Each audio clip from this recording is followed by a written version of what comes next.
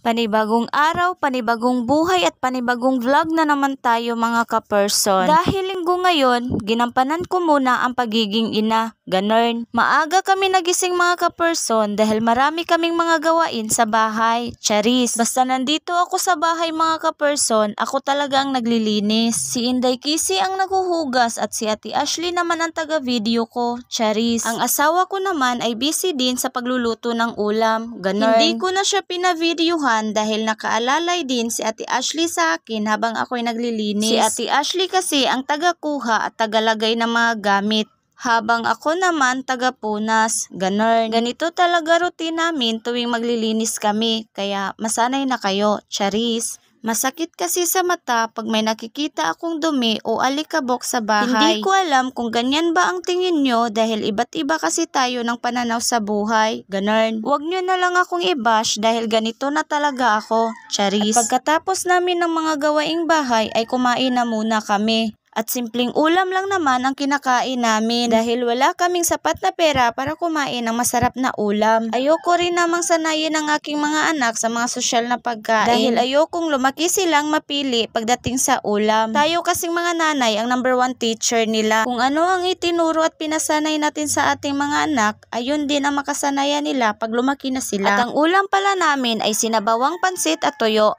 O diba? Perfect combination yarn. Sa labas na nga kami kumain dyan mga ka-person dahil mahangin. Fast forward na nga tayo. Tapos na nga pala naglaba si Ate Ashley habang si Inday Kisi naman ay nagbabanlaw pa. Si Ate Ashley ang tagalaba ng mga puti at malalaking damit at si Inday Kisi naman ang naglalaban ng panloob at maliliit na damit. O diba? Masisipag yarn. Charis. At habang nagbibihis pa si Ate Ashley ay ako na lang muna ang nagsasampay ng mga damit. Ako naman talaga ang tagapagsampay.